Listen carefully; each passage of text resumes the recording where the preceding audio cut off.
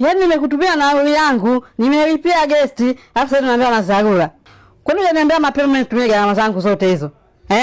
Hivi wapi utapata mwanamke kama mimi? Yaani mtu akutumia nauli, alipie gesti, uje nikulishe chakula, alafu bado unazingua tu. Sawa bwana, mshindi wewe. Mimi nashukuru.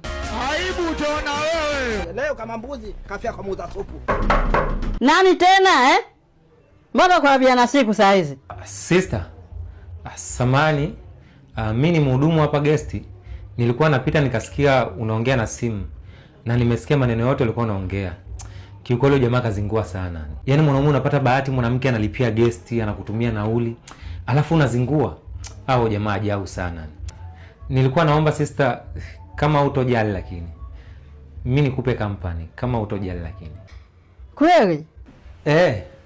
Ngoja basi nje nifungue mlango. Kwa nini unanipenda hivi Mungu wangu?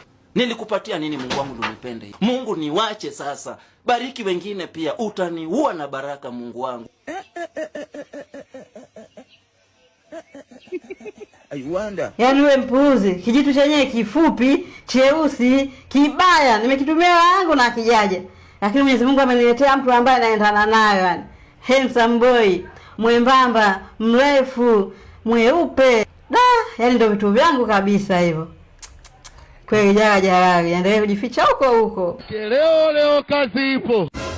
Karibu mwana ndani mpenzi. Kachizi.